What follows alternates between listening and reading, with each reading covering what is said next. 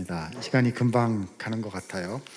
오늘은 이제 금요일이고 예수님이 돌아가신 날을 또 기념하고 또 이틀 지나면 이제 부활주일이 될 것이고, 우리 목사님 말씀하신 것처럼 이제 하나님의 예수님을 통해서 주시는 사랑이 폭식이라는 표현이 굉장히 마음에 와서 닿는 것 같습니다.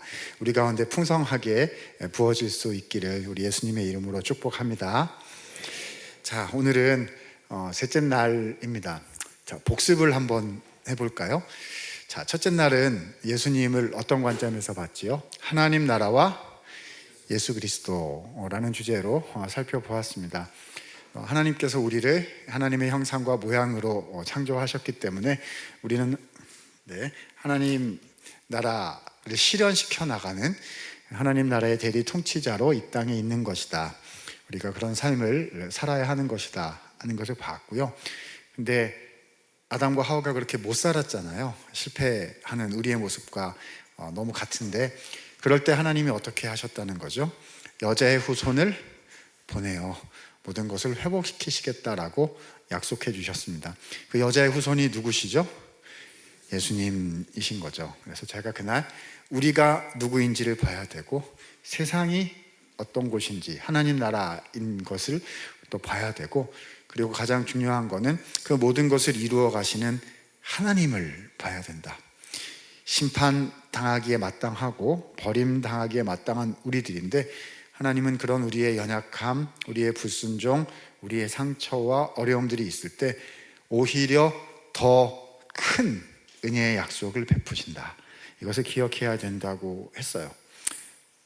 기억나시죠? 네, 노래도 막 불렀어요. 망가졌네, 망가졌네, 완전히 망가졌네, 이렇게 노래 율동을 해야 되는데, 그렇죠? 앞으로 그런 순간이 안 찾아오셨으면 좋겠습니다만은, 인생이 어렵다, 그렇죠? 포기하고 싶은 마음이 들고 할 때마다 뭘 기억하셔야 되는 거죠? 예수님을 보내셨다, 그렇죠? 내가 포기할 이유가 100만 가지가 넘는 바로 그 순간에 그 자리에 하나님은 누구를 세우셨다는 거죠? 나 대신 예수님을 세우셨다는 거예요. 정말 어려운 일이 있으면 더 큰 은혜를 주시려고 그러는구나. 하나님을 보고 하나님을 기억하실 수 있는 우리 성도님들 되시기를 바랍니다. 그러면 어떻게 되는 거죠? 형상과 모양으로 하나님 나라를 이루라고 나를 이 땅에 보내신 그 주님의 뜻을 이루어 나갈 수 있는 하나님의 은혜, 하나님의 힘, 하나님의 용기를 가질 수 있게 되는 것입니다. 첫날 했던 거예요. 하나님께서 우리에게 주신 사명을 하나님께서 이루어 주시는 거고, 그것을 위해서 예수님을 보내셨다. 첫째 날 한 내용입니다. 어제 한 건 뭐였죠? 우리 목사님 벌써 다 해주셔가지고요. 여러분 어저께 결혼하셨죠? 어저께가 며칠이었어요? 4월 17일, 그렇죠? 4월 17일, 2025년 4월 10일 결혼기념일. 지혜와 어저께 결혼했어요. 이렇게 결혼해서 나는 하나님과 더불어 살아가는데, 지혜의 길로 살아가는데, 자, 지혜를 찾고자 하면 지혜 자체를 찾으려 하지 말고, 자, 뭐부터 하려고 해야 된다? 하나님을 경외하는 것부터 하려고 해야 된다. 그래서 경외 씨와 결혼하면 지혜 씨와 결혼하게 되고, 그것이 우리의 삶에 하나님의 은혜와 역사를 일으키는 가장 중요한 출발점이 된다 했었습니다. 근데 그 지혜가 또 누구를 얘기하고 있는 거라고요? 예수님을 이야기하고 있는 것입니다. 그래서 어저께, 그저께는요, 구약 성경 안에서 예수님이라는 분이 오실 거다라는 것을 보여주는 두 가지 큰 물줄기를 우리가 다룬 거예요. 첫 번째는 약속이죠. 여자의 후손이 와서 모든 걸 회복시킬 것이다. 두 번째는 뭐죠? 지혜이신 분이 오셔서 삶의 참 지혜, 하나님 백성으로 이 땅에서 살아갈 수 있는 참 지혜를 우리에게 주실 것이다. 이 두 가지 구약 성경의 큰 물줄기를 우리가 다루었다 할 수 있겠습니다. 제가 생각해도 강의 비슷하게 하고 있는 것 같아요. 그래서 기말고사 앞에 총정리하고 있다라는 그런 생각이 좀 드는 것 같은데요. 그러나 기말고사는 우리에게 심판이 아니라 은혜가 될 줄로 믿습니다. 깜빡 잊었는데 우리 온라인에 계신 분들 안녕하세요. 마지막 날 반가워요. 자, 오늘은 신약성경에서 본문을 하나 선택을 했습니다. 제가 신약성경 말씀 다 사랑하지만 특별히 아주 사랑하는 한 본문 말씀 들고 나왔고요. 쭉 말씀 풀어가다가 나중에 저 뒤에 가서 첫째 날 하나님이 주신 그 말씀, 둘째 날 어저께 우리가 다루었던 지혜하고 연결을 좀 시켜보고 오늘 마무리를 해보려고 생각합니다. 오늘은 PPT는 없어요. PPT는 없고 성경 구절만 있을 겁니다. 오늘은 그러면 암기할 건 좀 적나 보다 이렇게 생각하실 수 있는데요. 그래도 뭔가 막 계속 나오기는 할 겁니다. 잘 들어주시면 좋겠습니다. 자, 오늘 우리가 읽은 이 본문은 무슨 얘기, 굉장히 잘 아시는 말씀이잖아요. 무슨 스토리죠? 향유, 옥합 이야기입니다. 아마 교회를 조금 다녀보신 경험이 있으신 분들은 이 향유, 옥합 이야기 너무 잘 아실 거고요. 저는 100번도 넘게 들었어요.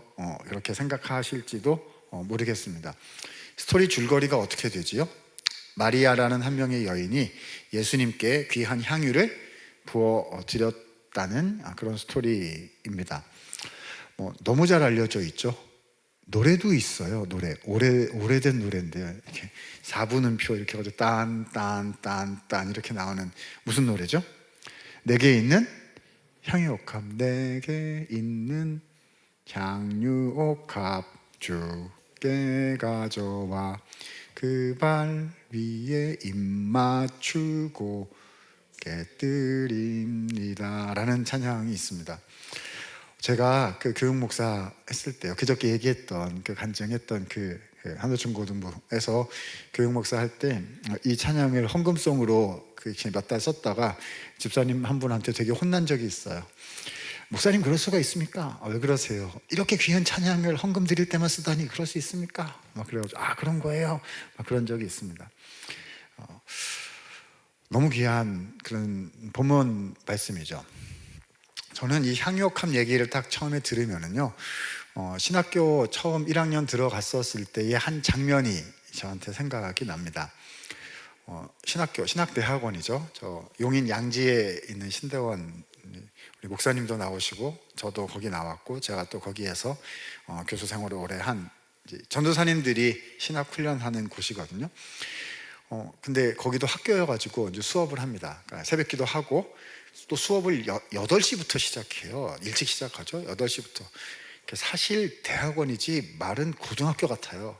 교실에 다 집어넣어놓고 교수들이 돌아가면서 들어가가지고 온갖 것을 밤까지 이렇게 하는 거의 합숙 훈련소 같은 데인데, 그래서 8시부터 막 수업하고 또 채플 드리고 오후에도 막 수업하고 저녁에는 경건 훈련하고 예배 드리고 공동체험하고 이래가지고 가만 안 놔두고 3년간 막 이렇게 하는, 그게 육체적으로 힘들어요.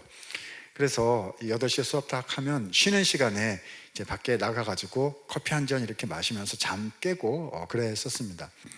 그런데 그게 벌써 몇 년 전이에요. 거의 30년은 좀 안 됐지만 30년 가까이 돼가는 20 몇 년 전 얘기니까, 그때 무슨 커피를 마셨을 것 같으세요? 요즘처럼 이런 거 있었을까요? 없었어요. 그때 커피는 뭐죠? 동전 넣고 이렇게 탁 눌러가지고 나오는, 우리 청년들이랑 이렇게 잘 모르실 수도 있는데 그게 뭐예요? 이러실 수 있는데 자판기 커피라고 있었어요. 전도사님들이 돈이 어디 있습니까? 그러니까 이제 누가 동전 몇 개 있으면 이렇게 해가지고 노나 마시고 이렇게 했었는데, 이게 100원짜리 이렇게 누르면 그냥 커피가 나오고요. 가끔 부르조아 전도사님들이 있어요. 200원 넣고 누르면 뭐 나오죠? 밀크 커피가 나와요. 그러면 그거 뽑아가지고 이렇게 노나 마시고 잠 깨고 그랬었는데, 잠 깨려고 밀크커피를 노나 마시고 있는데 말입니다, 옆에 있던 어떤 전사님이 툭 한마디를 이렇게 하는 거예요. 나는 성경 말씀 중에 예수님께 향유옥합을 드린, 향유를 부어드린 마리아 얘기가 제일 좋아, 그러는 거예요. 제가 그 커피를 이렇게 떨어뜨릴 뻔했어요. 너무 놀라가지고. 지금 무슨 간증 시간도 아니고 예배 시간, 기도의 시간도 아니고, 이 친구야 잠 깨, 그러다가 자다가 교수님한테 찍혀서 너 졸업을 못해 이래가지고 지금 잠을 깨야 하는 이제 그런 시간인데, 갑자기 난데없이 마리아 향유옥합 이야기가 너무 은혜롭다 이래가지고 이 친구가 제정신인가 그랬단 말입니다. 이렇게 생각했어요. 정말 이 친구는 마리아 이 향유옥합 사건에 진짜 은혜를 받았나 보다. 그러니까 찔르지도 않았는데 향유옥합 얘기가 좋아, 이런 거 아니겠어요? 너무너무 인상적이었습니다. 맞아요. 아마 우리 성도님들께서도 신앙생활 연륜이 좀 되신다면 한 번 정도는 적어도 마리아 향유옥합 이야기에 큰 은혜를 받으셔서 나도 마리아처럼 예수님께 귀한 향유를 드리고 싶다라는 헌신 결단해 보신 적이 한 번 정도는 있으시리라 생각을 합니다. 그러니까 이게 무슨 얘기냐면, 마리아 향유옥합 이야기를 한 줄로 줄이면, 서머리 스테이트먼트를 만들면 어떻게 될 거라는 거죠? 향유를 드립시다, 그잖아요. 그렇죠? 그 노래도 마찬가지잖아요. 내게 있는 향유옥합, 줄이면 어떻게 되죠? 나도 향유를 드리겠습니다, 이런 노래 아닐까요? 그렇죠? 너무 우리가 잘 알죠. 자, 그런데 오늘 저는 여기서 멈출 수가 없기 때문에 조금 더 한 걸음 들어가 보려고 합니다. 그래서 본문을 여는 질문을 제가 하나 오프닝 퀘스천을 하나 준비해 왔어요. 여러분 이제 아시죠? 제가 질문한다 그래도 진짜 답변하라는 거 아니에요. 저 혼자 다 하는 거 아시죠? 네. 질문 하나 준비했습니다. 그러니까 본문을 들어가기 위해서 이렇게 문을 여는 질문이에요. 질문은 이겁니다. 마리아는 도대체 왜 그랬을까? 자, 요즘 젊은이들 형태로 표현해 볼까요? 그녀는 왜 그랬을까? 자, 두둥둥 SBS 맞나요? 그것이 알고 싶다. 그래서 마리아가 예수님께 향유를 드린 까닭은 무엇인지 오늘 그 이유를 찾아보겠습니다, 이렇게 하는 거죠. 참 특이한 사람이다, 저를 보고 그렇게 생각하실 수도 있을 것 같아요. 마리아처럼 향유를 드립시다 이렇게 하면 되지 마리아의 마음을 왜 찾아보냐 이렇게 생각하실 수 있을 건데요, 중요한 것 같아요. 왜죠? 마리아가 예수님께 향유를 왜 드렸는지 마리아의 마음을 알아야, 그녀의 마음이 내 마음에 와서 이렇게 좀 닿아야, 그제서야 우리도 마리아처럼 예수님께 귀한 걸 드릴 수가 있는 거 아니겠습니까? 그잖아요. 이렇게 와서 닿아야 나도 할 수 있지요. 자, 오늘 질문은 뭐라고요? 그 여자는 왜 그랬을까가 질문이 되겠습니다. 오늘 본문이요, 요한복음 12장 1절부터 8절인데 본문의 사건의 대략적인 개요가 1, 2, 3절에 나오고 있어요. 우리는 자 1절과 2절 말씀 같이 읽어보면서 좀 시작해 보려고 합니다. 자, 1절, 2절 자, 힘차게 한번 읽어주시면 좋겠습니다. 읽습니다. 시작. 6월절 엿새 전에 예수께서 베다니에 이르시니, 이곳은 예수께서 죽은 자 가운데서 살리신 나사로가 있는 곳이라. 거기서 예수를 위하여 잔치할 때 마르다는 일을 하고 나사로는 예수와 함께 앉은 자 중에 있더라. 아멘. 자, 1절에 보니까요, 자, 시간적 배경이 어떻게 되죠? 6월절 엿새 전이었다. 6월절이 되면 예수님께서 잡히셔서 십자가에 돌아가시게 되는, 그러니까 예수님의 순환, 고난 직전 타이밍이었다, 이런 뜻입니다. 우리 예수님의 마음은 이제 곧 지셔야 할 그 십자가의 죽음으로 가득하셨으리라 생각이 됩니다. 그 절정을 향해서 쭉 가고 있는 그런 시간이었겠죠. 그런데 그때요, 예수님께서 베다니라는 마을에 초대를 받으셔서 방문하시게 됐다는 거예요. 정확히는 알 수 없지만 약간 각색을 해서 얘기를 해보자면, 요즘 얘기로 하면 예수님께서 베다니에 신방 가셨다, 이렇게 생각되지 않을까 싶습니다. 정확히는 알 수 없는데요. 자, 그런데 그 베다니라는 마을에요, 3남매 가족이 살고 있었다는 거예요. 이 3남매 가족이 누구죠? 자, 첫 번째 오늘 본문 주인공인 마리아이고, 누이였던 마르다, 그리고 오라비였던 나사로, 이렇게 3명 가족이 살고 있었다는 겁니다. 자, 성경에 나사로가 여기만 나오는 게 아니어가지고요, 이 나사로가 누구냐를 알아야 될 것 같은데요. 자, 오늘 본문이 요한복음 12장이고요 바로 앞장인 요한복음 11장에 나사로 얘기가 나와요. 제목을 한국말로 이렇게 붙여보면 나사로 부활 사건, 이 11장에 나옵니다. 이때 부활이란 영원한 부활을 얘기하는 건 아니고요, 죽었다가 죽은 지 며칠 만에 4일 만에요, 이렇게 냄새가 나려고 하는, 그렇죠? 죽은 지 4일 만에 육체가 다시 살아났다. 물론 그 다음에 나중에 살다가 또 죽었죠. 죽었다가 다시 살아난 그 사건, 이 요한복음 11장에 나오는데 그 나사로가 그 나사로다라는 겁니다. 이미 말씀드린 것처럼 저는 이제 목회자 가정에서, 아버님이 목사님이세요. 그래서 목회자 가정 얘기한 적 없나요? 그렇죠. 제가 무슨 말을 했는지를 3일 동안 기억을 못하고 있어가지고요. 이제 며칠 됐다고, 그렇죠? 목회자 가정에서 자라나서 저는 성경에 나오는 주요한 스토리들이 주일학교 버전으로 제 안에 저장 탑재되어 있는 경우가 많은데요. 또 이 경우는 옛날 주일학교에서 많이 불렀던 주일학교 노래 버전으로 제 안에 이렇게 저장이 되어 있는 것 같아요. 우리 젊으신 분도 계시고 그런데 또 알 수도 있고 모를 수도 있고, 우리 장년분들은 아실 거예요. 예수님이 말씀하시니라는 노래 혹시 아세요? 그 1절은 어떻게 되냐면 예수님이 말씀하시니 물이 변하여 포도주 됐네. 아직도 생각나요. 강사 목사님이 여기다 물 한 잔 놔두고 포도주 한 잔 놔두고, 얘들아 너네는 물이냐 포도주냐, 물이 변하여 포도주가 될 줄로 믿습니다. 포도주가 될 사람들은 다 일어나. 이래가지고 막 기도하고 이랬던, 예수님이 말씀하시 물이 변하여 포도주 됐네 막 이렇게 했던 그 노래가 1절이고요 2절이 어떻게 되냐면 이거예요. 예수님이 말씀하시니 죽은 나사로가 살아났다네. 나사로야 나오너라. 우리 주님이 크게 외치시자 나사로가 벌떡 일어나서 나왔다는 겁니다. 여러분, 성경에는 그렇게 안 써 있고 이 고대 이스라엘이라 우리랑 장례 문화가 완전히 다르니까 그럴 건데요, 그냥 한국식으로 윤색해서 재미있게 표현을 한다면 이러지 않았을까 싶어요. 나사로야 나오니라. 충성 부르셨습니까? 그래가지고 막 이거 풀면서 막 이렇게 나오지 않았을까. 죽은 지 4일 만에 부활한 그 나사로가 바로 이 베다니에 살고 있었다는 겁니다. 예수님 다시 오셨어요. 앞뒤 전후 사정이 본문에 나오지는 않아서 정확히는 알 수 없는데 아마도 분위기가 되게 좋았을 것임에 틀림없습니다. 그죠? 예수님 방문하셨으니까 예수님 이렇게 앉아 계시고요. 본문에는 안 나오지만 아마 제가 그 사건 현장에 있었다면 예수님 옆에 누구 앉혔을 것 같으세요? 나사로 앉혀야죠. 그래가지고 어떻게 해야 돼요? 예수님 봤다, 나사로 봤다, 나사로 봤다, 예수님 봤다. 이야, 다시 살리신 거 맞구나. 이런 마음이 들지 않았을까 싶습니다. 어쨌든 간에 매우 굉장히 분위기가 좋은 그런 시간이었을 거예요.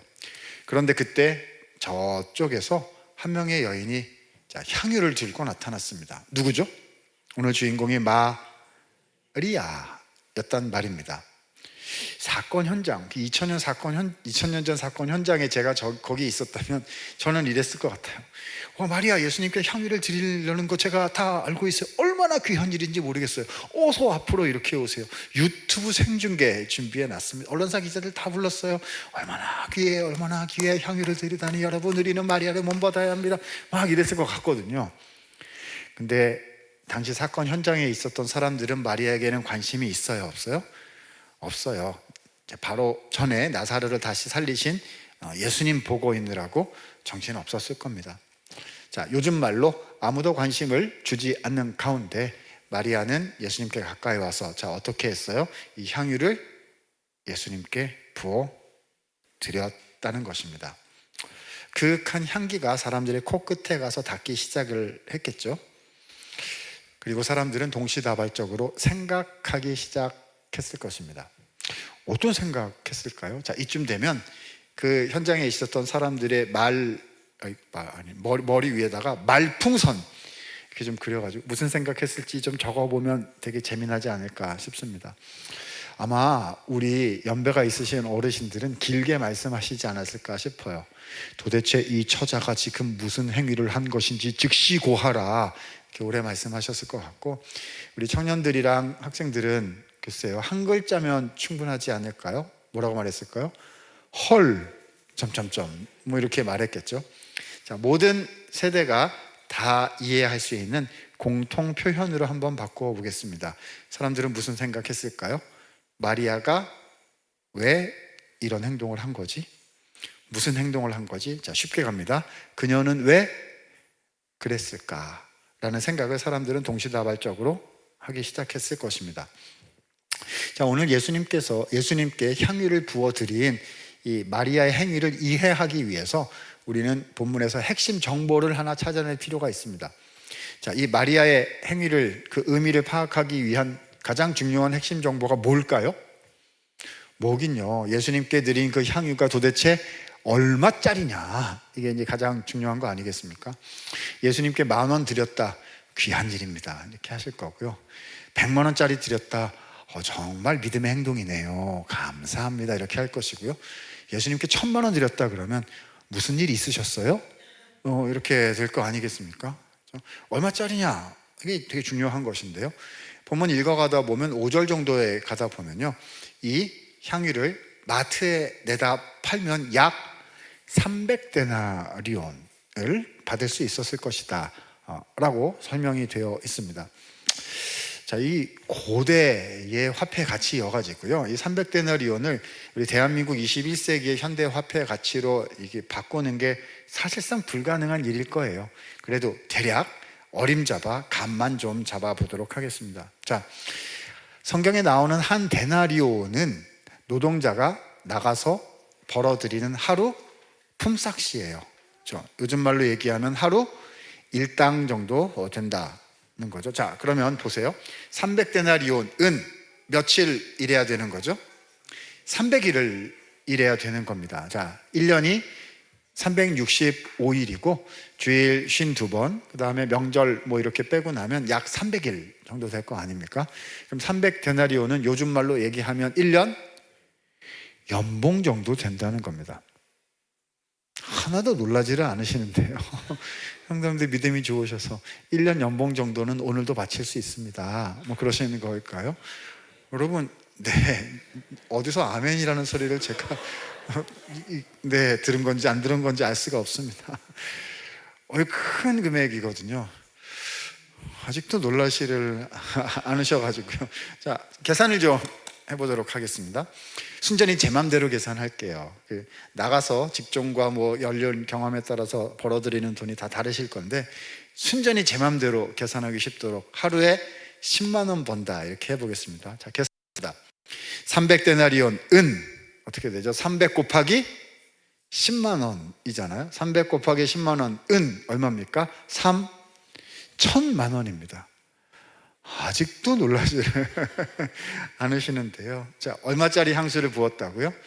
3,000만 원짜리 향수를 이렇게 부었다는 겁니다. 3만 원짜리가 아니라, 30만 원짜리가 아니라 3,000만 원짜리 향수를 이 여자가 부었다는 것입니다. 말이 3,000만 원이죠. 고대 사회에서 여성들이 가지고 있었던 사회 경제적인 지위를 생각한다면 어쩌면 이 300데나리온이란 마리아가 가진 전부였을지도 모릅니다. 우리의 추측과 계산인데요. 아무튼 전 재산에 가까운, 혹은 전 재산인 그런 게 아니었을까 싶어요. 자, 쉽게 갑니다. 마리아는 싹 다 팔아가지고 한 번에 싹 다 바쳤다가 되는 겁니다. 여기서부터 이해가 안 될 길을 시작합니다. 30만 원 헌금했어요, 100만 원 헌금했어요, 1,000만 원 헌금했어요, 이게 아니라 가지고 있는 거 다 팔고 통장 다 털고 부동산 하고 뭐 있으신 거 투자하신 거 싹 다 해가지고 한 번에 다 바쳤다가 되는 거죠. 그럼 뭐 먹고 살죠?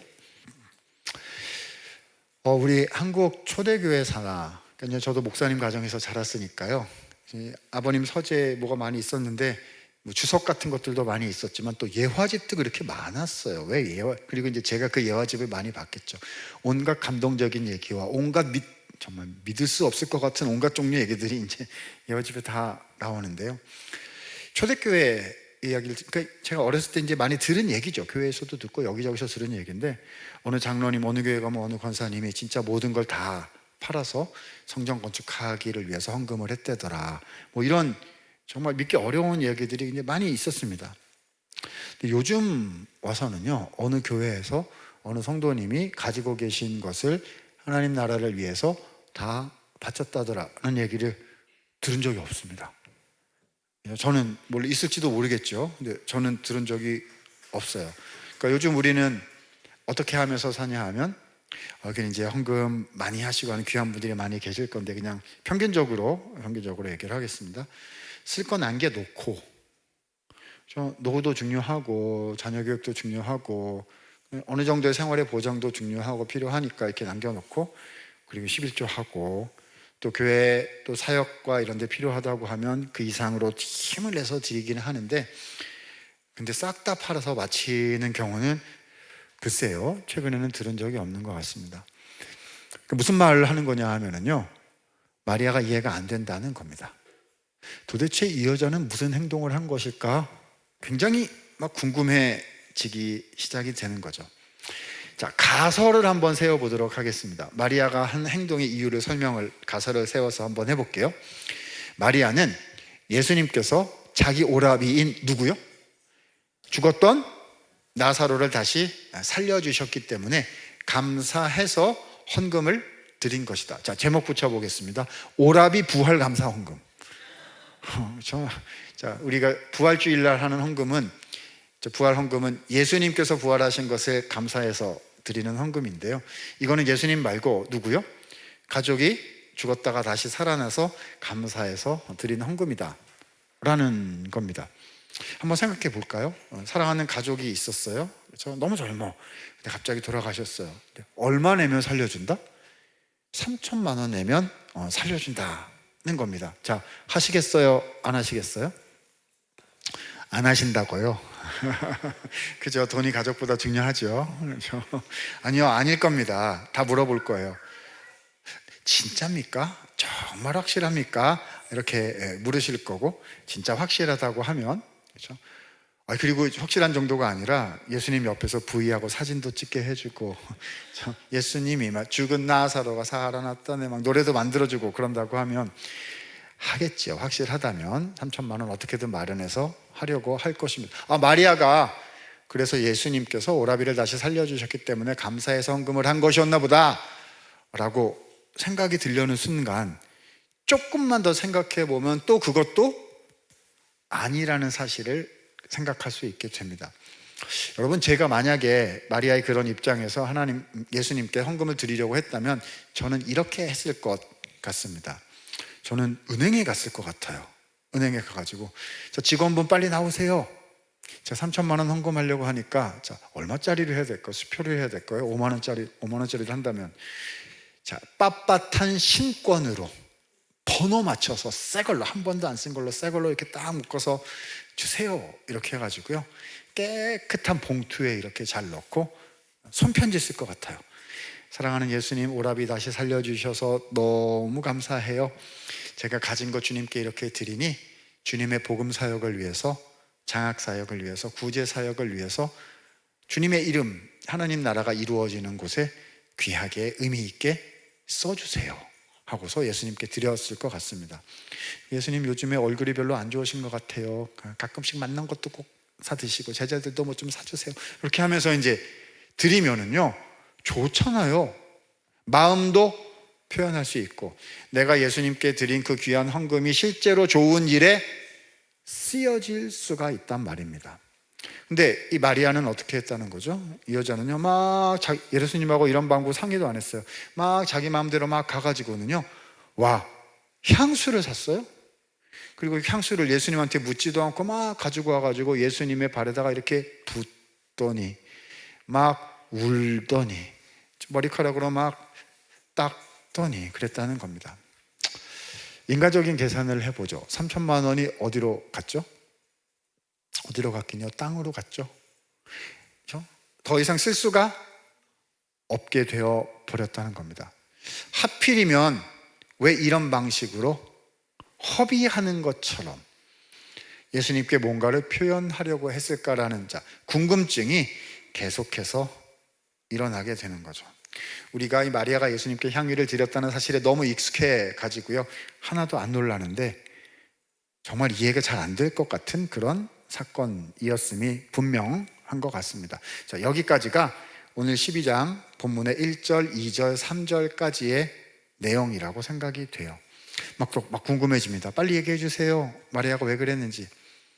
그런데 오늘 본문은요, 3절에서 딱 이야기를 멈추시고서는 4절, 5절, 6절에 또 한 명의 인물을 끄집어내십니다. 그래서 그 두 번째 인물이 한 이야기로 4절, 5절, 6절을 이어가고 있거든요. 자, 4절, 5절, 6절에 나타난 등장인물은 누구냐 하면은요, 아마 우리 성도님들께 성경에서 가장 우리가 싫어하는 사람 하나만 골라봐라 그러면 아마 이 사람을 고르지 않으실까 싶습니다. 이름이 4글자예요. 뒤에 2글자는 유다. 이거 앞에가 뭐죠? 발음하기도 힘들어요. 가룟 유다입니다. 예수님을 팔아서 돌아가시도록 넘긴 배반자 가룟 유다가 그 향유옥합 사건 현장에 있었다는 거죠.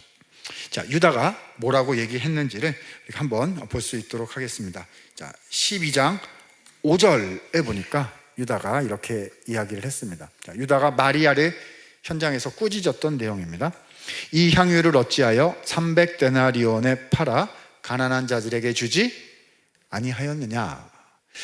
자, 한국말인데요, 이게 어려워요. 자, 쉬운 말로 줄여보도록 하겠습니다. 이런 거 아닐까요?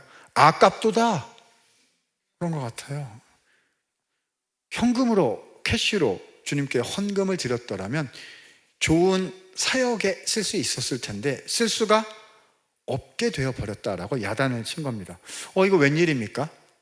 이 지금 유다의 관점은 조금 전까지 우리가 생각해 온 합리적인 분석과 완전히 매치가 되는 그런, 좀 어떻게 생각하면 괜찮은 관점으로 생각이 되는 거죠. 근데 진짜 그랬을까요? 아닙니다. 유다가 가지고 있었던 진짜 속 생각은 전혀 다른 잘못된 생각이었다는 것이 4절 말씀과 6절 말씀에 잘 나타나 있습니다. 자, 4절 볼까요? 제자 중 하나로서 예수를 잡아줄 유다였다 라고 말하고 있고요. 자, 6절 같이 한번 읽어봅니다. 시작. 이렇게 말함은 가난한 자들을 생각함이 아니요 그는 도둑이라 돈꾀를 맞고 거기 넣는 것을 훔쳐 가미러라. 그렇죠. 유다는 예수님의 사역팀에서 재정을 담당하고 있는 사람이었는데요. 자, 그 재정을 맡았으면 어떻게 해야 되죠? 재정이 들어오면 하나님 보시기에, 예수님 보시기에, 또 공동체가 보기에 정확하고 바르게 집행을 해야 되는 거잖아요. 근데 유다는 어떻게 했다고요? 그 중에 일부를 어떻게 해요? 이렇게 했다는 거잖아요. 여러분, 이렇게 하는 게 뭔지 모르시죠? 목사님, 그게 뭐예요? 이상한 행동, 그거 무슨 행동이에요? 이렇게 이해가 안 되셔야 돼요. 이게 막 이해가 되면 안 되시죠. 이렇게 해야 되는 거 아닙니까? 근데 유다는 이렇게 하는 사람이었다는 거예요. 이런 사람들이 이렇게 빠르잖아요. 자, 보니까 와, 300데나리온이 오고 있어요. 그럼 그 중에 일부를 이렇게 해야 하는데, 그렇죠? 근데 그 300데나리온이 어디로 갔어요? 예수님의 몸을 거쳐 사라졌다는 겁니다. 그 왜 캐시로 안 바치고 그 물건 그렇게 해가지고 그렇게 아깝다 이렇게 얘기하고 싶었는데 사람들도 있고 예수님도 계시니 그렇게 말은 못하고, 자, 뭐라고 얘기했어요? 왜 그렇게 하지 않았느냐? 허비하였도다라고 야단치는, 그 정도 하고 퉁쳤더라는 거지요. 여러분, 여기까지 말씀을 드리면 어쩌면 이렇게 생각하실지도 모르겠습니다. 목사님, 그럴 줄 알았어요. 유다가 나쁜 놈인지 제가 진작에 알고 있었습니다. 이런 반응이 나올지도 모르겠습니다. 그러나 그렇게 생각하면 안 될 것 같습니다. 왜죠? 우리는 유다가 여기 와서 이렇게 넘어져 있는 모습을 보고 있습니다만은요, 3년 전에 유다가 그랬을까? 모르는 일이 아니겠습니까? 아니, 모르는 일이라고 표현하기보다 더 정확하게 표현을 해보자면요, 예수님께 부름을 받았던 그 12명의 제자들을 표현하는 그 표현들이 뭘까요? 모든 것을 버려두고 예수님을 따랐다는 표현들이 복음서에 나오지 않습니까? 유다도 그들 중에 한 명이었던 거죠. 말이 나중에 보니까 3년이지 그게 3년이 될지 몇 년이 될지 그 누가 알았겠어요? 다 놓아두고 예수님께 모든 것을 걸겠다고 따라 나섰던 사람들 중에 한 명이 유다인 거죠. 헌신자 중에 헌신자 유다였습니다. 우리는 살 것도 이렇게 좀 남겨놓고 계산도 하고 그 중에 일부를 주님께 드리고 시간의 일부를 드리고 이렇게 하면서 주님을 섬기고 이렇게 살아가고 있습니다만은, 유다는 주님을 위해서 다 모든 것을 한 번은 버렸던 그런 사람이었다는 거예요. 3년 전에는요. 그런데 지금 웬일입니까? 3년이라는 시간이 지난 다음에요, 유다가요 달라졌어요. 그죠? 유다가 예수님께 대해서 가지고 있었던 마음이 이제는 없어졌다는 겁니다. 이걸 어떻게 표현해야 될까요? 요즘 우리 교회식으로 한번 표현을 해보도록 하겠습니다. 구조 안에는 들어와 있어요. 그죠? 공동체 안에 있고, 맡은 직분도 있고, 주일 예배에도 참여하고, 그죠?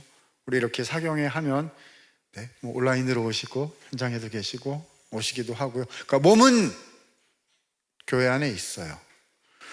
그런데 마음이 달라졌다는 겁니다. 마음이 없어졌다는 거예요.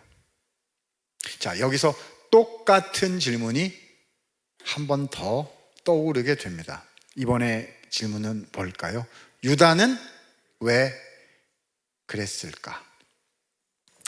1, 2, 3절이 그 질문을 하고요, 4, 5, 6절이 똑같은 질문을 해요. 그러니까 1, 2, 3절은요, 이해할 수 없을 만큼 놀라운 헌신을 주님께 드린 마리아 이야기를 보여주고요, 4, 5, 6절은 이해할 수 없을 만큼 넘어져 버린 유다의 모습을 보여주면서 두 모습을 비교, 대조하여 우리 앞에 제시하고 있는 거지요. 마치 질문하시는 것 같아요. 지금 나의 모습은 마리아의 모습과 같습니까? 아니면 혹시 지금 나의 모습은 유다의 모습과 같지는 않습니까? 합리적인 말도 잘, 합리적인 판단도 할 수 있는데, 근데 주님을 향해서 흘러가는 이게 없어요. 그렇죠? 나는 누구입니까? 라고 본문이 우리에게 질문을 던지고 있는 거지요. 자, 여러분, 답을 어디서 찾아야 될까요? 답은 항상 어디에 있어요? 성경 말씀에 답이 있습니다. 자, 12장 7절 말씀, 8절 말씀 같이 한번 읽어보면서 예수님께서 무엇라 말씀하셨는지를 찾아보도록 하겠습니다. 자, 7, 8절 읽습니다. 시작. 예수께서 이르시되 그를 가만두어 나의 장래할 날을 위하여 그것을 간직하게 하라. 가난한 자들은 항상 너희와 함께 있거니와 나는 항상 있지 아니하리라 하시니라. 아멘. 자, 7절 보니까요, 자, 이 예수님께 드린 향유는, 자, 예수님의 무슨 날을 위하여 간직하게 된다? 장래할 날을 위하여. 자, 예수님의 장래할 날이란 어떤 날일까요?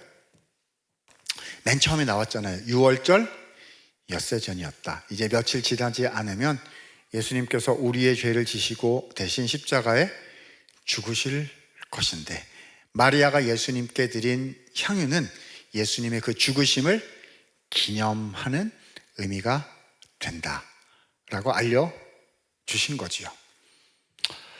그렇습니다. 여러분, 마리아가 예수님께 향유옥합을 드린 것은요, 예수님께서 마리아를 위하여, 예수님께서 우리를 위하여 돌아가신 그 주님의 십자가의 사랑과 은혜를 기념하는 의미가 있었다는 거지요. 왜 현금으로 이렇게 주님께 드린 게 아니라 향유로 드려지게 된 걸까요? 이 향유라는 물품은요, 물론 향기를 내는 향수이기는 하지만 고대 사회에서 장례용품으로, 시신을 기념하는 용도로 또한 사용되는 물품이었기 때문이기도 한 것입니다. 자, 사실요, 마리아가 예수님께 향유를 드렸다는 이 사실을 우리가 생각해 보려면 요한복음 11장부터 12장까지 쭉 한번 연결해 볼 필요가 있을 것 같아요. 요한복음 11장의 그 나사로 사건은 굉장히 많은 메시지가 등장하고요, 물론 나사로가 주인공이고 또 마르다도 많은 부분을 차지하고 있긴 한데요, 거기에 작게 등장하는 마리아의 모습이 또한 있습니다.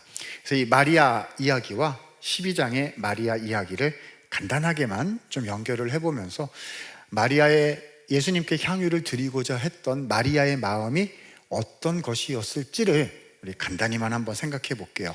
나중에 끝나고 댁에 돌아가셔서 11장, 12장 혹은 요한복음 앞뒤를 또 예수님 부활하실 때까지 이렇게 주말에 쭉 한번 읽어보시면 참 좋겠다 하는 생각을 해보게 됩니다. 자, 11장의 대략적 개요 우리가 잘 알고 있지만 이렇습니다. 자, 마리아, 마르다, 나사로 3남매가 살고 있었는데 오라비 나사로가 어느 날 병이 든 거예요. 그래서 예수님께 전가를 보낸 거죠.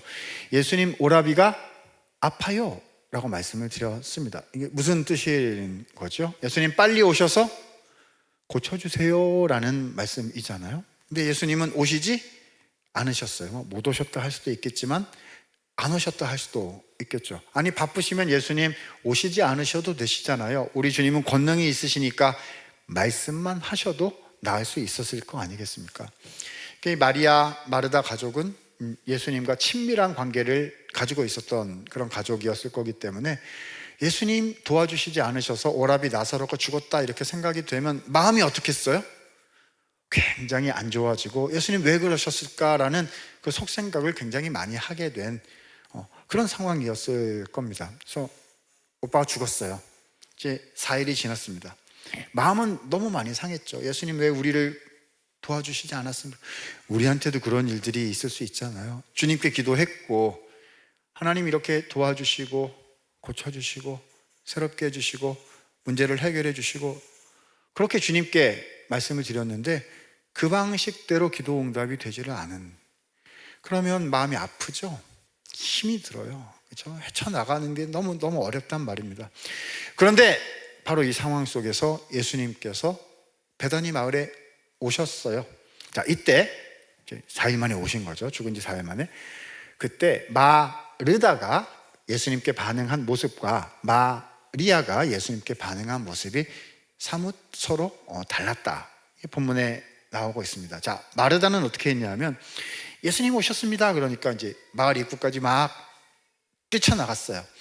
왜 뛰쳐나갔을까요? 아마 좀 외향적인 성격이 아니었을까 싶어요. 한국말로 얘기하자면 와다다다다다다 이거 하려고 나간 게 아닌가 싶어요. 예수님 왜 이제 오셔가지고 그랬단 말입니까? 이렇게 여쭤보려고 했던 것 같아요. 그런데 쭉 내려가서 본문 읽다 보면 마리아는 예수님 만나러 나가지 않고 집에 앉아 있었다 이렇게 되어 있습니다. 아마 이 두 자매가 속생각을 표현하는 방식이 되게 서로 달랐던 게 아닌가 이런 생각이, 그렇잖아요. 좀 내향적이신 분은 어려운 일 당하면 가서 말해요, 못해요? 말 완전 하나도 못하고, 그렇죠? 속으로 이렇게 사귀는, 또 마리아는 그런 이제 성격이 아니었나 그렇게 생각이 됩니다. 자, 아무튼 마르다는요 예수님이 오셨다는 이야기를 듣고 막 마을 앞길까지 이렇게 나가가지고 예수님께 여쭈었어요. 왜 예수님 지금 오셨단 말입니까? 오라비가 죽도록 왜 놓아두셨단 말입니까? 이렇게 막 했어요. 그러자 우리 예수님께서는 마치 기다리셨다는 듯이 바로 이 나사로가 왜 죽도록 놓아두셨는지에 대해서 한 가지 대답을 마르다에게 해주셨습니다. 자, 요한복음 11장 25절, 26절에 예수님의 대답이 나타나고 있습니다. 자, 같이 한번 읽어보았으면 좋겠는데요. 자, 오늘 우리가 본문으로는 읽어볼 마지막 구절이기도 합니다. 25절, 26절 같이 한번 힘내셔서 읽어보도록 하십니다. 시작. 예수께서 이르시되 나는 부활이요 생명이니 나를 믿는 자는 죽어도 살겠고 무릇 살아서 나를 믿는 자는 영원히 죽지 아니하리니 그것을 내가 믿느냐. 자, 여러분 여기 보면 나는 부활이요 생명이니 라는 구절이 나옵니다. 요한복음에 보면요 이것을 이제 성경 원어로는 에고 에이미 공식이다라고 얘기하는데 나는 무엇이다 라는 그런 표현들이 요한복음에 굉장히 많이 나타납니다. 나는 무엇이다라는 이 표현은요 출애굽기 3장 15절에 나는 스스로 있는 자다라고, 그래서 나는 여호와라 이렇게 표현하신 바로 그 표현이 신약 성경에 이어지는 그런 표현이거든요.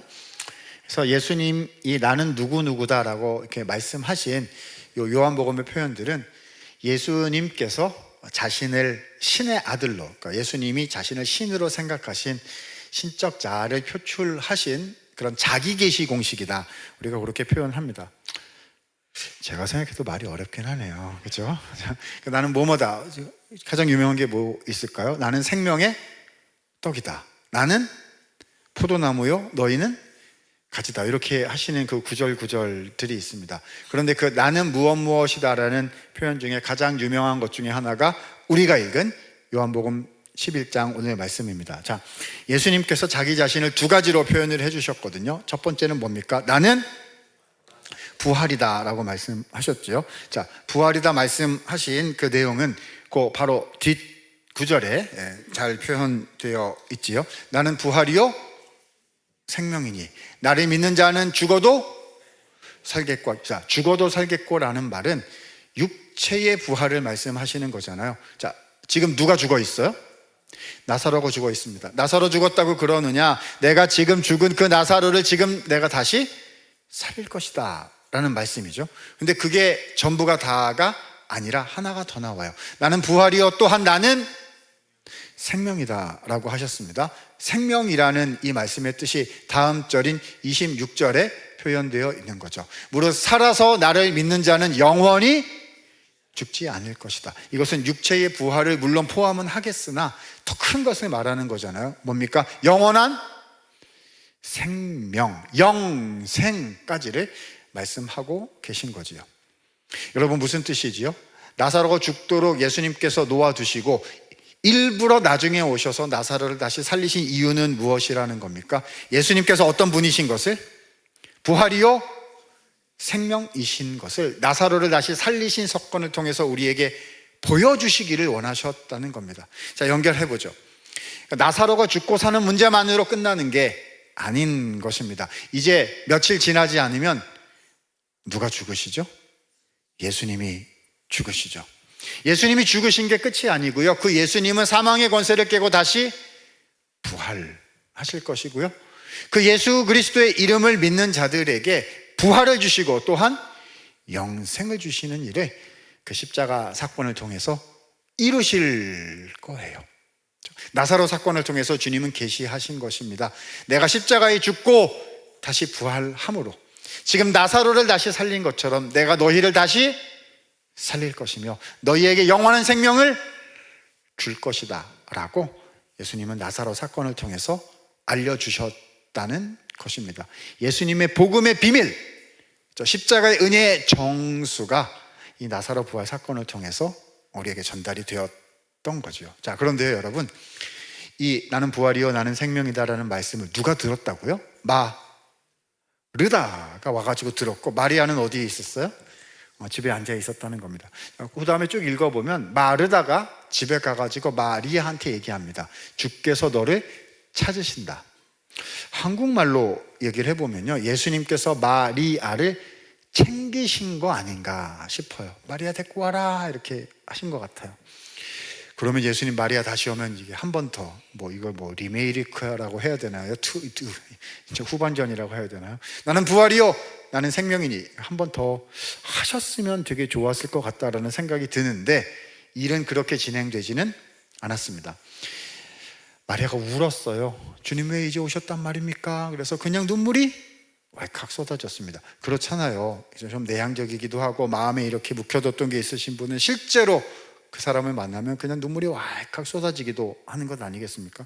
예수님이 보시고서는 자 앞으로 가자 이렇게 해서 무덤으로 가셨고, 나사로야 나오너라 하셔서 나사로가 충성 이렇게 하고 나와가지고 다 끝나고 나사로는 부활하였고 사건은 급 마무리 되었고 예수님은 마을을 떠나서 출발해서 가셨다. 이렇게 11장이 끝납니다. 자, 정리합니다. 마리아는 나는 부활이요 생명이니라는 그 예수님의 메시지를 들었어요? 못 들었어요? 못 들은 채 사건이 마무리가 되었다는 것입니다.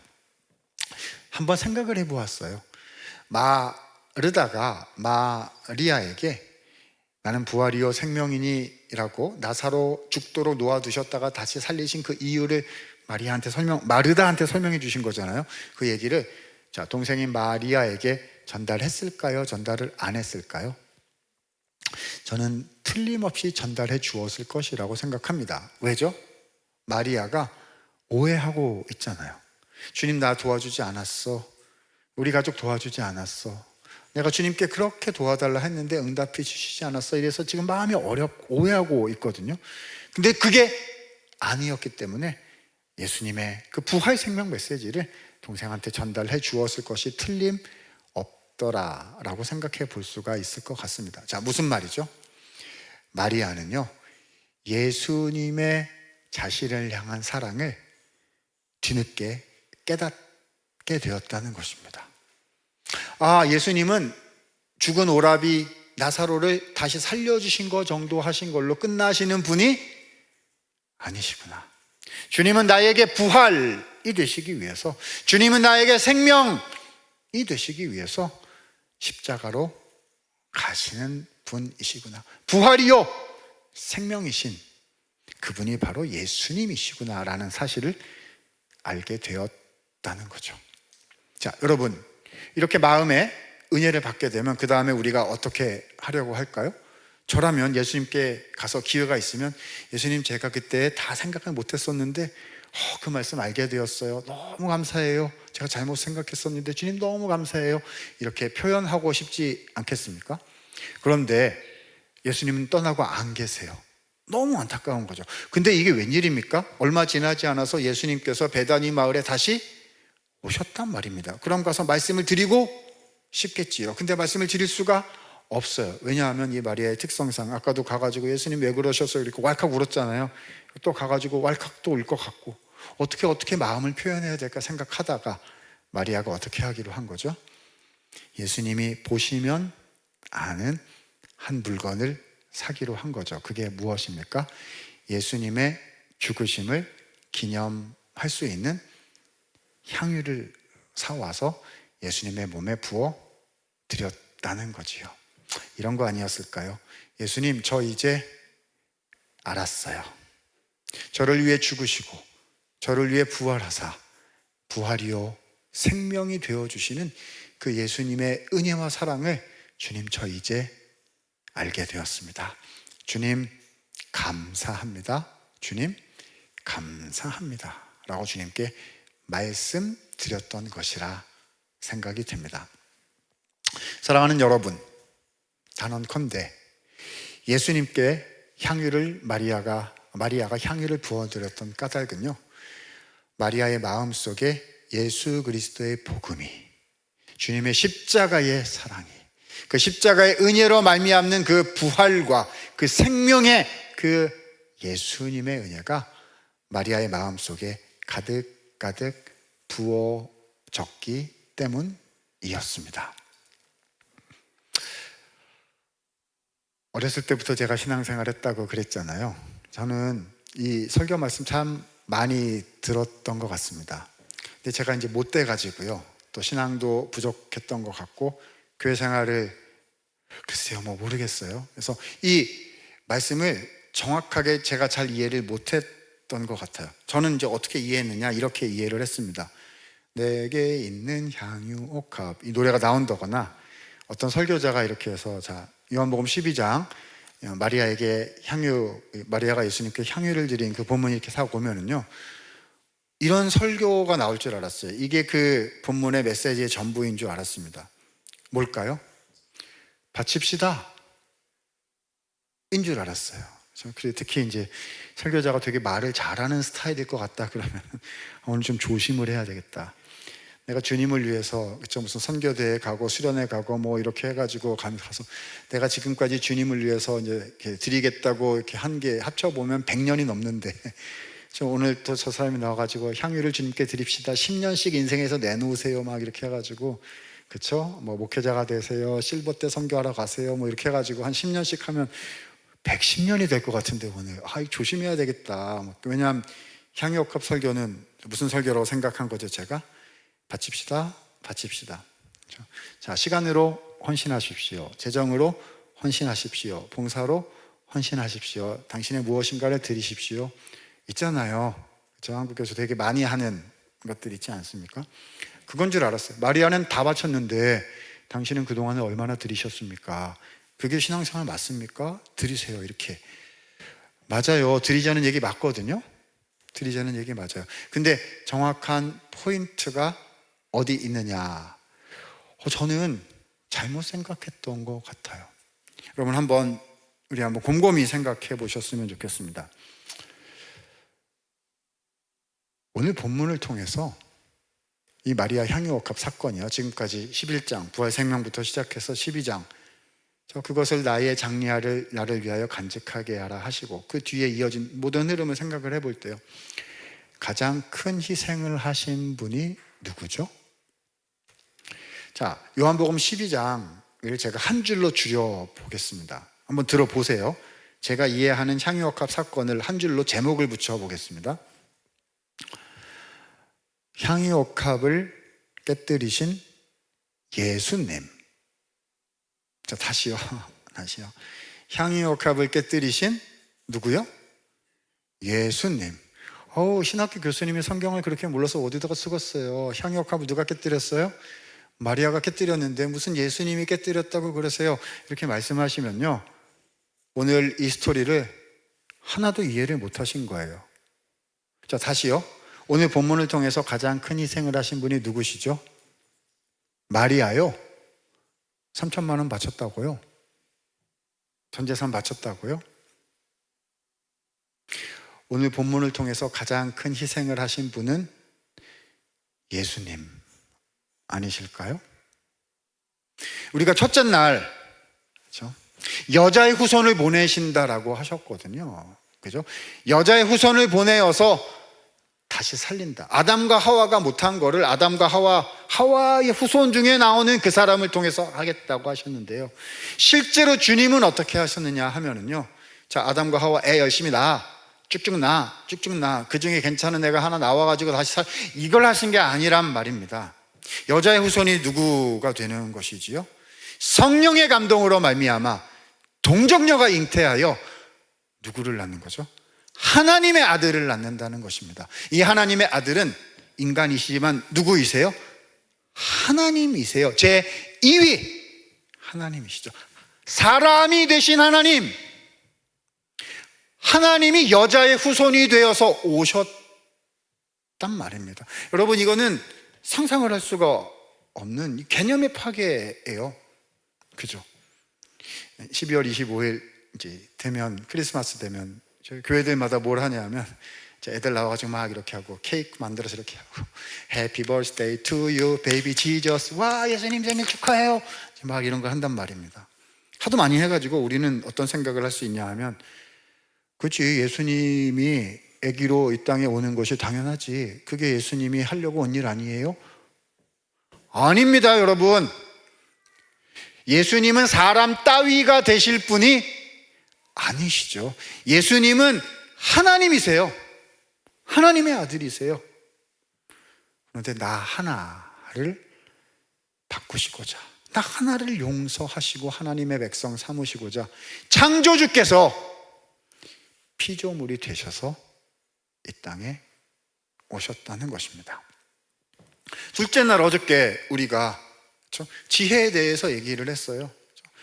언약 백성은 어떻게 살아가는가, 그 삶의 문제가 그 지혜고 세계관이라고 했습니다. 참 지혜를 찾고 싶으면 지혜를 따라다니지 말고 뭐부터 하라? 하나님을 존귀하게 하려고 하고, 하나님을 두려워하려고 하고, 하나님의 것을 우선순위에 두라. 그러면 거기에 지혜가 있고 열매가 있고 만족이 있고 안정감이 있고, 그렇죠? 모든 선한 좋은 것들이 있다, 이렇게 했잖아요. 그렇죠?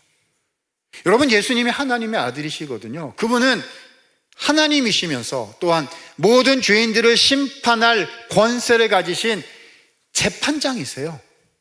근데 우리는 하나님의 구원 계획은 무엇이었냐면, 이 재판장이신 예수님을요, 피고석에 세우는 거였어요. 가장 의로우신 재판장인 예수님을 피고석에 세워가지고요, 사형을 언도받고 사형을 집행당해야 될 누구죠? 나 같은이 아니죠. 우리들 대신하여 사형을 당하도록, 집행당하도록 하셨다는 겁니다. 억울하잖아요. 세상에 그건 지혜가 아니에요. 예수님은 나는 죄인이 아닙니다라고 말씀하셨어야 그게 세상의 지혜죠. 그러나 우리 주님께서는, 주님, 어렵습니다. 이 잔이 지나갔으면 좋겠습니다. 그러나 저의 뜻대로 하지 마옵시고 아버지의 뜻대로 하시옵소서 말씀하시면서 하나님의 구원 계획을 받아들이시는, 하나님을 경외하는 참 지혜의 순종을 우리 예수님께서 하셨다는 거지요. 우리는 이 나눔교회 성도님들은 아니실 거라고 생각을 해요. 한국교회 평균으로 얘기해가지고 한번 얘기를 해보겠습니다. 막 교회 와가지고요, 예수님이 십자가에 막 달려 계셔요. 그럼 먼저 이런 생각 여기서는 안 하실 것으로 생각하고, 근데 딴 데 가면 하는 사람들이 있을 수도 있어요. 예수님이 십자가에 막 달려 있으면 뭐라고 얘기하냐면, 와, 예수님 너무 귀하세요. 완전 땡큐예요. 저를 위해서 십자가에 달려 계시고, 야, 정말 귀한 일을 하셨어요. 이렇게 생각하고, 그 예수님 거기서 내려오지 마. 계속 달려 계세요. 제가 이번 주도 가가지고 월화수목금토 좀 잘못도 할 거고, 근데 제가 든든한 보장이 있어서 얼마나 좋은지 모르겠어요. 거기가 당신의 자리요, 예수님. 내려오지 마요. 나를 위해서 내려오지 마요. 십자가가 무언지 하나도 모르는 거죠. 여러분, 십자가는 예수님의 자리가 아니에요. 십자가는 누구 자리죠? 내 자리예요. 신앙생활을 하면 할수록 예수님이 십자가에 달리셨다라는 이야기를 듣고 볼 때에 이해가 더 안 돼요. 저분이 왜 저기에 계시지? 저분은 의로우시고, 저분은 재판장이시고, 저분은 하나님이신데 왜 내 자리에 저분이 계시지? 여러분, 오늘 본문에서 진짜 깨어진 옥합이 무엇이겠습니까? 나를 위하여 십자가에 못 박히시고 고난의 면류관에 쓰신 예수님의 육신이야말로 깨어진 진짜 하늘의 옥합이 아니겠습니까? 무엇이 흘려진 진짜 향유이겠습니까? 나를 위하여 흘려주신 예수님의 존귀하신 보혈이야말로 흘려진 하늘의 참 향유가 아닐까요? 여러분, 저는 그래가지고요, 이 예수님께 향유를 드렸던 마리아의 마음을 이렇게 표현해 볼 수 있을 것 같습니다. 자, 한 줄로 마리아의 마음을 표현해 볼게요. 마리아는요, 그러니까요, 바친 게 아니었어요. 어떻게 바칩니까? 그죠? 뭐 바친다고 생각하면 살 거 남겨놓고 그 중에 일부 계산해가지고 이렇게 바치고 이렇게 했어요. 그러니까 바친 게 아니었다고요. 그럼 마리아의 마음은 무엇이었던 걸까요? 이거죠. 마리아는요, 바친 게 아니라 받았던 것입니다. 마리아는 받았던 거지요. 이해할 수 없을 만큼 놀랍고도 귀하신 그 예수님의 은혜, 예수님을 통해서 주신 그 하나님의 놀라우신 그 사랑을 받은 거예요, 마리아가. 그래서 주님께 말씀드렸던 거지요. 주님, 감사합니다. 주님, 감사합니다라고 말씀드렸던 것입니다. 우리가 신앙생활을 하면서요, 헌신을 많이 합니다. 우리 사랑하는 나눔교회 성도님들 귀한 헌신을 많이 하셨을 거라고 생각해요. 우리가 주님을 위해서 헌신을 이렇게 해요. 막 모아요. 주님을 위해서 내가 한 거 이렇게 막 모아요. 교회를 위해서 하고, 이웃을 위해서 하고, 나의 일생에 하나님 나라를 위하여 내가 드리고 헌신하고, 이렇게 막 모아요. 너무 많아, 이렇게. 와, 진짜 주님을 위해서 내가 많이 했다, 이렇게 막 쌓여요. 태산과 같이 막 쌓여요. 너무 많은 것 같아. 그런데 눈을 들어 예수님께서 십자가에서 나를 위하여 하신 그 예수님을 배우니, 주님께서 나를 위하여 하신 일에 그동안 내가 한 것은 도저히 비길 수 없어. 비할 수 없어. 주님, 감사합니다. 주님, 감사합니다. 라고 말씀드리게 되는 것. 이것이 예수님의 십자가를 만난 사람의 살아가는 신앙의 모습, 헌신의 모습이라는 겁니다. 이것이 마리아이고요. 자기도 모르게 그것을 놓쳐버린 그 모습이 유다의 모습인 거지요. 여러분은, 우리는 마리아와 같습니까? 아니면 유다와 같습니까? 자, 여러분, 제가 3일째 이제 설교를 하고 있는데요. 제가 3일째 계속 하는 패턴이 이제 있는 거예요. 제가 이렇게 설교하다 보면 끝나고 나서 내려가면 어떨 것 같다고요? 누군가 이렇게 와가지고 목사님 좀 와봐요. 제가 머리 이렇게 잡고 이제 방으로 들어가죠. 그 말은 되게 잘하더만, 그렇죠? 당신은 그게 되시오. 여러분, 지난 3일 한동안에 오늘 제가 가장 어려운 얘기하고 있는 거 저도 잘 알고 있습니다. 헌신하되, 그렇죠? 그게 내가 바친 게 아니라 받은 거라고 생각하고 살아라. 이런 교회 밖에 나가면 말도 안 되는, 계산이 안 되는 이야기를 지금 막 하고 있는 거잖아요. 찾아오셔가지고 당신은 그게 되시오 이렇게 막 물어보실 것 같아요. 안 되지요. 잘 안 돼요. 그래서 하나님께서 가르쳐 주시고 또 가르쳐 주시고 또 가르쳐 주십니다. 하나님께서 저에게 가르쳐 주신 이야기 오늘도 한 토막 말씀드리고 전체 정리하고 기도의 제목으로 삼도록 하겠습니다. 이미 이제 저의 인생의 중요한 것들을 너무 많이 알고 계셔가지고요, 어떻게 해야 될지 다 드러내도 될지 모르겠는데요, 가장 멀리 가보도록 하겠습니다. 이제 신학교 가게 됐을 때의 얘기입니다. 말씀드린 것처럼 저는 이제 목사님 아들로 태어나서 자랐어요. 그래서 뭐 밥은 먹었어요. 밥은 먹었는데 목사님 가정이니까 뭐 경제적으로 막 부유하고 뭐 그런 건 아니었던 것 같습니다. 요즘 뭐 금수저, 은수저, 흙수저 뭐 이렇게 하잖아요. 근데 그런 것도 있다면서요. 무수저도 있다면서요. 숟가락이 없어요. 그런 것도. 저는 무수저까지는 아니었고 밥은 먹었기 때문에 흙수저 정도 아니었나. 물론 신앙의 유산으로는 너무 자랑스러운데 뭐 재정적으로 뭐 넉넉하거나 그렇지는 않았던 것 같습니다. 자, 그럼에도 불구하고 신학교 가기 전에 제가 우리 대한민국 사회에서 자랑할 만한 거 한 가지 제가 가지고 있었던 게 있습니다. 교회 밖에 나가면 아무것도 아니고요, 여기에도 또 그런 좋은 것들을 가지고 계신 성도님들이 또 많이 계실 거예요. 뭐 아무것도 아닌데요, 근데 이제 세상적 기준에서 보자면 저한테도 내세울 수 있는 괜찮은 거 하나가 있었다는 겁니다. 그건 뭐냐 하면 대학교 학벌이에요. 저는 서울 상대, 서울대학교 경영학과를 졸업을 했습니다. 대학교 3학년 때 제가 그때 CPA 준비하던 걸 딱 접고 신학교 가겠다 이렇게 했을 때 저희 부모님은 목사님이니까 이제 좋아하셨죠. 근데 가까운 친척분들이나 이렇게 아시는 분들이 제가 신학교 가겠다고 하는 걸 들으시고는 이렇게 말씀을 하셨습니다. 자, 뭐라고 말씀하셨을 것 같으세요? 아깝도다 그러시는 거예요. 그 말이 무슨 말이었을까 이렇게 싶긴 한데, 근데 저는 하나도 아깝다고 생각하지 않았습니다. 요즘 말로 1도 아깝다고 생각 안 했어요. 왜냐하면 제가 가야 되는 제 길이니까요. 그러지 않습니까? 하나님께서 너는 목회자가 되라 하시면 그냥 목회하는 거예요. 그잖아요. 너는 선교사가 되라 하시면 그냥 선교하는 것입니다. 너는 풀타임 사역자, 사역자는 아니지만 어떤 직장에서, 가정에서 또 비즈니스와 어떤 일을 하시면서 또 교회를 섬기고 이렇게 해라고 하시면 그걸 하는 거예요. 그러니까 주님이 나를 부르셨으니 뭐 아깝다고 생각하지 않고 신학교를 그냥 갔습니다. 그런데 그 다음에 몇 년 지나지 않아서 이게 달코달아가지고 제가 이게 못 돼가지고요, 제 마음속에 이상한 생각이, 잘못된 생각이 또아리를 틀게 된 것을 몇 년 후에 발견하게 되었습니다.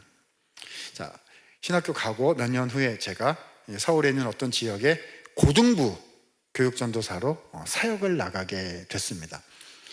갔는데요, 그 교회의 담임 목사님, 그 20몇 년 전이죠, 담임 목사님께서 우연치 않게도 저희 서울대학교 한참 선배님이셨어요. 저는 모태신앙이었으나 그분은 안 믿는 가정 출신이셨고, 그래서 대학교도 아니고 대학원 다닐 때 갑자기 예수님을 믿게 되셔가지고요, 신앙이 갑자기 이렇게 생기셔서 목회까지 하게 되신 그런 분이셨습니다. 그런데 그 여러분 지금부터 잘 들으셔야 되는데요, 지금부터는 제 얘기가 아니라 그 목사님 얘기예요. 저는 나쁜 놈이고 그분은 훌륭하신 분이시니까 잘 들으셔야 됩니다. 자, 그 목사님께서 어디 우연치 않게 이렇게 가셨다가 옛날 그 안 믿던 시절에 그 대학원 친구들을 이렇게 우연히 이렇게 만나셔가지고 몇 마디 나누신 거를 교회 돌아오셔가지고 제가 요 앞에서 예배 드리고 있는데 이렇게 예배 시간에 지나가듯이 말씀을 하셨는데, 그 말씀에 제가 큰 도전과 깨달음을 받았다는 겁니다. 자, 그분 얘기예요. 안 믿던 시절에 그 친구들을 어디 가서 우연히 만나셨는데 그때도 이제 계속 안 믿고 있었던 친구들이겠죠. 그래서 이 목사님에게 이렇게 얘기를 했답니다. 아무개야, 너 아직도 교회에서 썩고 있냐? 라고 했다는 거예요. 그렇잖아요. 안 믿는 분들이 교회 목사님 보면은요, 편하게 누릴 수 있고 뭐 그랬는데 교회 어디 나오지도 않고, 그렇죠? 맨날 기도하고 맨날 성경 보고, 성도님도 뭐 있다고 그러면 쫓아다니고, 그렇죠? 뭐 어디 가서 무릎 꿇고 엎어져 있고 막 계속 이러니까 너 아직도 교회에서 썩고 있냐? 이랬다는 거예요. 그러니까 이 목사님께서 그 친구들에게 이렇게 대답을 하셨답니다. 얘들아, 나 썩고 있는 거 아니야. 그리고 내가 예수님 위해서 썩을 수 있다면 그건 영광이지. 그건 영광이지. 이렇게 대답을 하셨다는데요. 제가 요 앞에서 예배 드리고 있다가 그 말씀 듣다가 제가 머리 뒤통수를 이렇게 한 대 얻어맞는 것 같아요. 하나님께서 이놈아 그거 아니다 이러시는 것 같았어요. 자, 지금부터는 저예요. 그분은 훌륭하신 분 얘기는 끝났고 이제부터는 못된 저입니다. 그 말씀을 이렇게 듣는데 제 마음속에 잘못된 생각이 내 안에 들어왔구나, 또아리를 틀었구나라는 걸 알 수가 있었습니다. 이제는 저예요. 제가 이렇게 생각을 한 거죠. 이제 저예요. 나는 이래봬도 괜찮은 거를 주님을 위해서 바친 사람이다.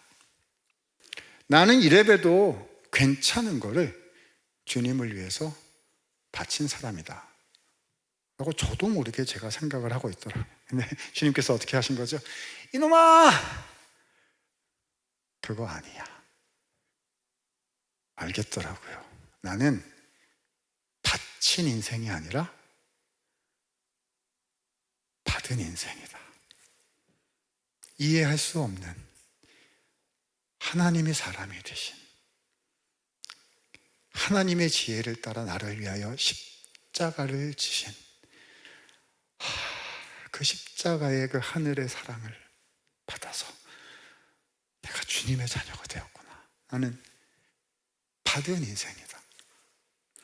존귀하신 주님의 교회, 주님의 성도를 섬길 수 있는 우와 특권을 받은, 나는 받은 인생이로구나 알겠더라고요. 그래서 생각을 바꾸기로 했습니다.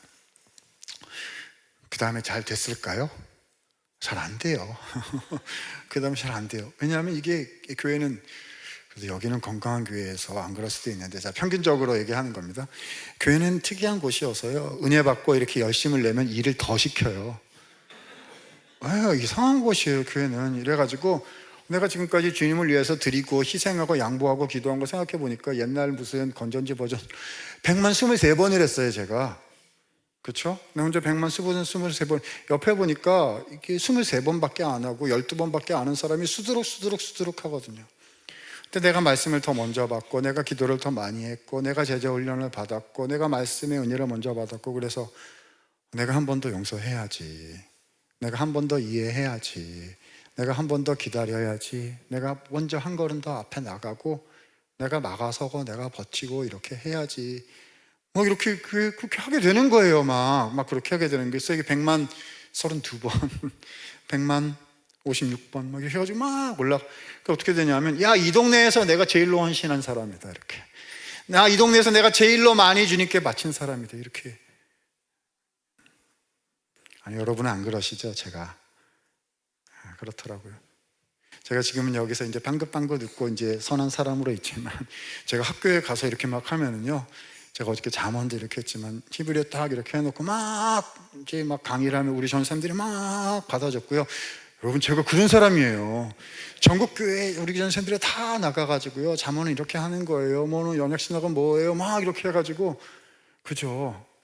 하나 바이블 구약편도 제가 커리큘럼을 짰고요, 그렇죠? 이번에 총회 공과 해설도 제가 다 이렇게 했고요, 그렇죠? 제가 이런 사람, 주님을 위해서 제가 이런. 그럼 주님은 어떻게 하시죠? 이놈아 그거 아니야. 옆에 와서 보시면 뒤통수가 납작하거든요. 제가 짱구가 아니라 하도 이렇게, 이놈아, 제가 주님을 위해서 한 걸 이렇게 모으면 나름 많은 것 같아요. 근데 눈을 들어 나를 위하여 십자가에 달리신 주님을 보니 주께서 나를 위해서 하신 것에 내가 한 것은 비할 수 없어. 비길 수 없어. 주님, 감사합니다. 주님, 감사합니다. 여러분, 신앙은 하나예요. 신앙은 딱, 헌신이란 그냥 딱 하나예요. 예수께서 나를 사랑하셨습니다. 예수님이 나를 사랑하셨습니다. 이것이 살아있어서, 그 은혜가 살아있어서, 이 진리의 능력이 내 안에 살아있어서 그것이 얼마나 크고 놀라운지 기억하며 살아가게 될 때에 하나님 나라 백성으로서의 삶을 살아갈 힘이 우리에게 주어지는 것이고, 지혜 되신 예수님을 따라 하나님을 경외하는 길을 살아갈 용기와 이유를 날마다 얻게 되는 거지요. 이렇게 정리하고 마치겠습니다. 우리는요, 누구나 다 마리아처럼 예수님께 향유를 드리며 헌신하는 삶을 사는 것이 마땅합니다. 왜냐하면 그게 진짜 인생이거든요. 그잖아요. 그렇죠? 우리가 하나님 나라를 여기서 일구어 가는 건데요. 그렇죠? 그렇지만 이게 최종 목표는 아닌 거거든요. 그렇죠? 이 세상에서 우리가 갖고 쥐고 있는 게 최종 목표가 아니라 하나님 나라의 완성이 그게 최종 목표인 거 아닙니까? 그렇죠? 그걸 보고 헌신하고 진짜 삶을 산다, 신앙을 살아간다고 얘기하는 거잖아요. 자, 그러면 진짜 헌신하는 삶, 진짜 그리스도의 삶을 살려면 어떻게 해야 될까요? 이렇게 하면 안 되고 이렇게 하면 될 거예요. 자, 안 되는 방법. 내 향유를 이렇게 막 모아요. 내가 지닌 내 향유를 막 모아서 그걸로 드리려고 그래요. 안 되실 거예요. 금방 동날 거고요. 그렇게 하려다 보면 내가 이 동네에서 제일 많이 바친 사람이다, 저처럼 그렇게 되실 거예요. 그렇게 하면 안 돼요. 어떻게 해야 되죠? 향유는요, 하늘에서 받아서 드리고 나누는 것입니다. 다시요. 향유는요, 하늘에서 받아서 드리고 나누는 것입니다. 예수님께서 나를 사랑하셨습니다. 예수님께서 나를 사랑하셨습니다. 향유옥합 되신 예수 그리스도를 만나시고 기억하심으로 하나님 나라 백성답게 살아가시며 지혜와 결혼한 경외의 인생을 살아가실 수 있기를 우리 주님의 이름으로 부탁을 드립니다. 기도하겠습니다. 하나님, 부족한 사람 하나님의 말씀 전달 증거하였습니다. 사람의 표현은 다 사라지게 하시고 하나님의 말씀만 우리 가운데 남아서 마리아처럼 주님의 십자가의 사랑과 은혜를 풍성히 받아 누리며 감사로, 헌신으로 주님 나라의 백성의 삶을 하나님 경외하는 신앙으로 살아내는 우리 모든 성도님들 되시도록 하늘의 은혜로 부어 주시옵소서. 귀하신 예수님 이름으로 기도드리옵나이다. 아멘.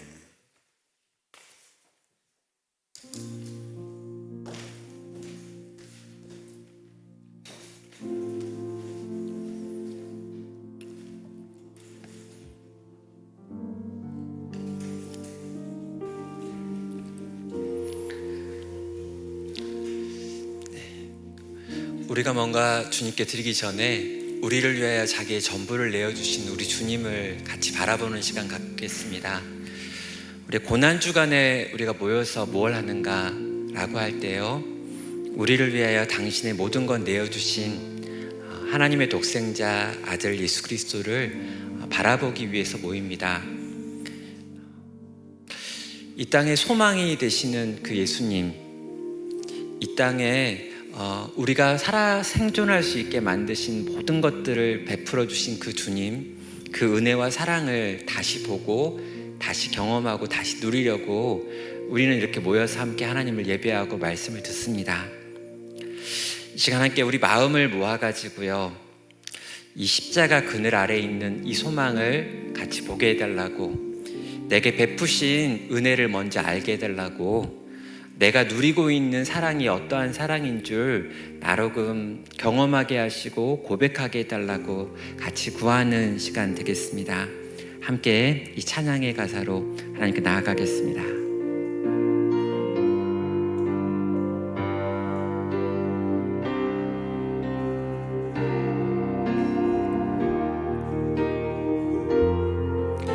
무엇이 변치 않아,